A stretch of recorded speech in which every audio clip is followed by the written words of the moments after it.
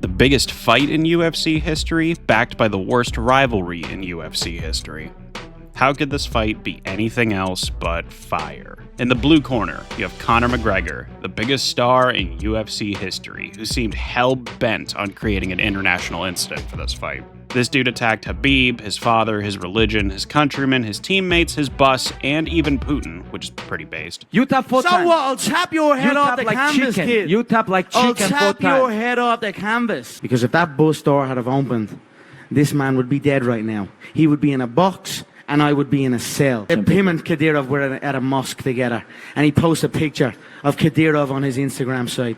Kadyrov is the Chechen dictator, a crazy man. There's a difference between trying to get in someone's head with trash talk and making them defend everything they care about. And nobody exemplifies that better than Conor, especially in the build-up to 229.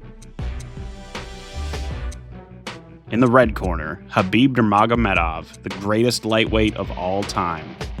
Well, with his protege, you know what I'm saying. A lifetime of training, discipline, and grappling bears, the Meanwhile in Russia crew had no equal and still kinda don't. Nurmagomedov put on an indifferent face during the lead-up, but he had been making mental notes of all the receipts he wanted from Conor come fight night. One man showed up ready for a fight, the other showed up ready for war. Going into it, my personal opinion is Conor was terrified. He was so used to breaking his opponents down psychologically. I think at a certain point he realized the gravity of the task in front of him, and I think it got to him. Conor's training for this fight basically consisted of fighting grapplers in the gym, just rounds and rounds against wrestlers. Khabib's training was much more low-key, but we'd come to find out some of their anti-striking tactics would work wonders.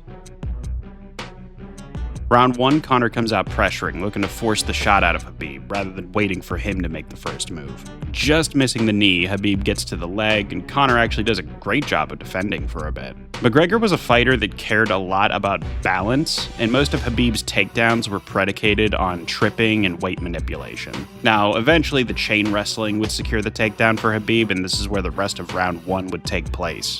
Kavanaugh said the game plan for this fight was to play guard and stay defensive if taken down. Some have questioned this, like what, so Khabib's just 5 takedowns away from winning this fight? I mean, yeah, he's probably 5 takedowns away from winning the fight anyway, so what logic is there in burning Conor's already limited gas tank by trying to get up for 2 rounds? You might as well try to get Khabib tired from whooping Conor's ass. In a lot of ways, this was the make or break round of the fight. McGregor has never won a fight by stoppage after round 2. So if this fight was going to end in KO, this is the round to do it. But what nobody could have possibly seen coming, we were about to have a full-on repeat of Cro Cop versus Kevin Randleman. Oh! Massive right from Nurmagomedov! And a knee from McGregor now! Nasty right hand. And that's the problem with takedowns is they gain the respect of the striker. Your striking gets better if you force takedowns because you're thinking about the shot. And now the shot set up from the overhand. He goes back and forth, and that's what's made Nurmagomedov the best.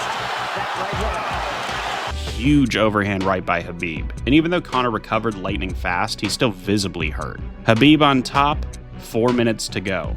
A horror story in 7 words. Nurmagomedov decided to roleplay as a wet blanket for round 1 to take some of the pop out of Conor's punches, and it worked perfectly. Now was the time to posture up and go to town. Now was the time for payback.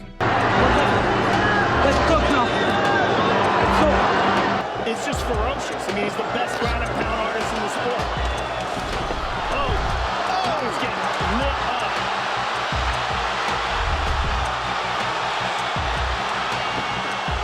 Conor's in serious trouble. Oh, massive ground strikes here. Herb watching closely. Khabib is trying to smash his face. McGregor forced to just cover up. How many shots can one man take? Credit to Conor for surviving that, but I mean, my god, Khabib's the GOAT of ground and pound. Round 3, Khabib's recharge round. And statistically, one of only 2 rounds Khabib ever lost in his entire career. Conor would edge out this round with his boxing, but I don't think he landed a single hard shot. One of Khabib's tactics was to make sure his lead hand never touched McGregor's. That lead hand serves as a rangefinder for Conor, and it's a big reason why he was able to gauge distance as well as he did. And once Khabib took that away, Conor had a very hard time finding him. He was finding success with the Mendes front kicks, and I think people even started to feel a slight shift when the first takedown got stuffed and then the second one got stuffed. Khabib landed some shots of his own. The stand-up was a little closer than I remembered. He even slapped Conor at one point. Oriol would shove him against the cage and finish out the round there. Round 4, Conor looks good. This is where his body work and knees need to start paying dividends. A couple seconds in, Khabib hits the DC takedown on Conor, and this fight is starting to get to him. Khabib can do this all day, Conor can't. This was basically where Conor lost the fight, willingly giving up his back to Khabib. I see where the idea was behind this, but it was ill-advised to say the least. Nurmagomedov starts doing what he did to Dustin and leading on the body lock and putting all the pressure on Conor's arms. Great fence grab by McGregor, but it doesn't even matter at this point. Smother him and pressure him with perfect technique, or as Khabib would say, make him tired. Eventually the Dagestani bear gets the hook, secures a neck crank. Conor has nothing left to fight back. The dreaded Abdulmanap Sambo smashing was too much for the Irishman, and Khabib had enough left in the tank to go swing at Dillon Danis in the aftermath. Good for him.